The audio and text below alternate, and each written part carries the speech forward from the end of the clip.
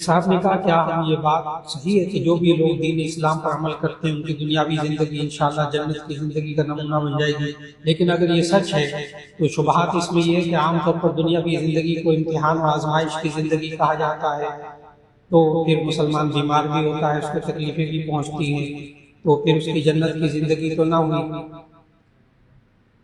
ان کی الجھن آپ سب حضرات کو سمجھ میں آ گئی ہوگی کہ انسان نیک عمل کرتا ہے تو اللہ تعالیٰ اس کی دنیا کی زندگی کو جنت بنا دیتا ہے۔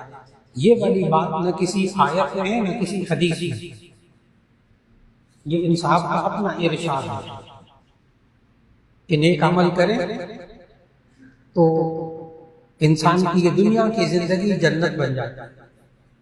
یہ کوئی آیت حدیث نہیں ہے، آیت ہے سورہ نحل کی، آیت نمبر 90 سورہ نحل۔ اللہ نے کیا کہا؟ نیک عمل کریں تو یہ زندگی دنیا کی زندگی کیسی ہوتی ہے؟ من عمل صالحا من ذکر او انثى وهو مؤمن فلنحيينه حياة طیبہ ولنجزینهم اجرهم باحسن ما كانوا يعملون۔ غور سے ترجمہ سننا ہے۔ من عمل صالحا من ذکر او انثى وهو مؤمن، جو کوئی مرد یا عورت نیک اعمال کرے اس حال میں کہ وہ ایمان والا ہو، اللہ کا وعدہ ہے کہ اس زندگی میں، دنیا کی زندگی میں، فَلَنُحْيِيَنَّهُ حَيَاةً طَيِّبَةً، ہم اس کو پاکیزہ زندگی دیں۔ جو کوئی بندہ مرد یا عورت نیک اعمال کرے اس حال میں کہ وہ ایمان والا ہو، فَلَنُحْيِيَنَّهُ حَيَاةً طَيِّبَةً، تو ہم اس دنیا کی زندگی میں اس کو پاکیزہ زندگی دیں گے، اور آخرت میں آگے آیت ہے وَلَنَجْزِيَنَّهُمْ أَجْرَهُمْ بِأَحْسَنِ مَا كَانُوا يَعْمَلُونَ، اور ہم ان کے اعمال کا بدلہ آخرت میں بہترین عمل کا دیں گے۔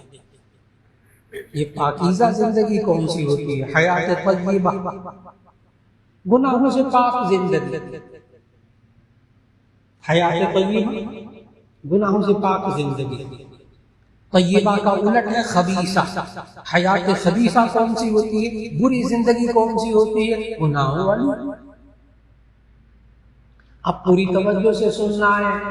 ایک انسان اچھے کام کرتا ہو، نمازیں پڑھتا ہو، روزے رکھتا ہو، حلال کماتا ہو، گھر میں بیوی بھی بیمار، بچے بھی بیمار، ماں بھی بیمار، باپ بھی بیمار، تکلیفیں، مصیبتیں، لیکن وہ گناہ نہیں کرتا، اس کی زندگی حیات طیبہ، اس کی زندگی حیات طیبہ ہے۔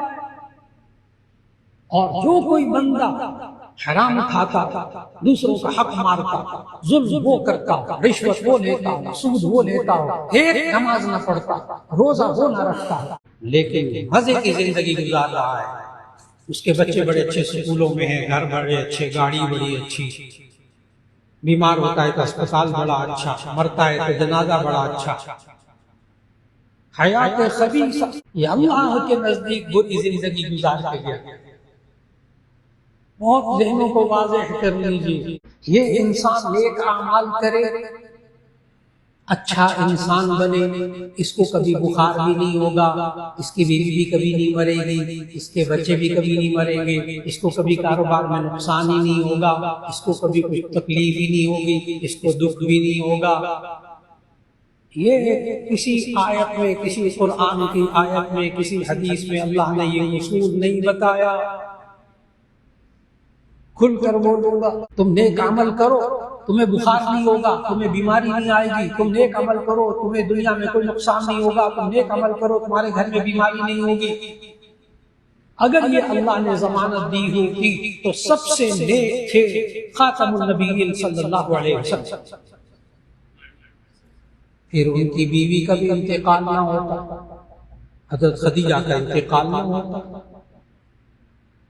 پھر ان کے والد کا بھی انتقال نہ ہوتا پیدائش سے پہلے، پھر ان کی والدہ کا بھی انتقال نہ ہوتا، پھر نبی صلی اللہ علیہ وسلم کو کبھی بخار بھی نہ ہوتا، تیز بخار ہو جاتا تھا نبی صلی اللہ علیہ وسلم، پھر نبی صلی اللہ علیہ وسلم کے دانت مبارک بھی نہ ٹوٹتے، پھر طائف کے میدان میں لوگوں نے اتنے پتھر مارے کہ جوتے لہو لہان ہو گئے اللہ کے محبوب کے، یہ نہ ہوتا نا، اس لیے کہ جو بندہ نیک ہوتا ہے اس کو کوئی دکھ نہیں پہنچتا۔ یہ کہاں لکھا دنیا میں؟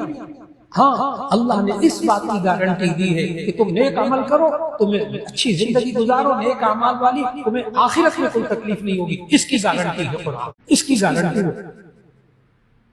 اس کی گارنٹی نہیں ہے یہ جو سوال پوچھا ہے نیک عمل کرے تو جنت بن جاتی ہے پھر کوئی تکلیف ہی نہیں ہوتی، یہ دین نہیں ہے۔ اگر نیک اعمال کی وجہ سے کوئی تکلیف نہ ہونے آتی تو نبی صلی اللہ علیہ وسلم کو زندگی میں کبھی کوئی تکلیف نہ پہنچتی۔ اللہ کے محبوب بندے بن جائیں، ہاں کبھی دانت میں تکلیف نہیں ہوگی، ہاں اللہ کے محبوب بندے کا تو دانت بھی شہید ہوا غزوے میں۔ باتوں کو سمجھنا ہے کہ پاکیزہ زندگی، گناہوں سے پاک زندگی، یہ ہے وہ اچھی زندگی جو اللہ نے بتائی۔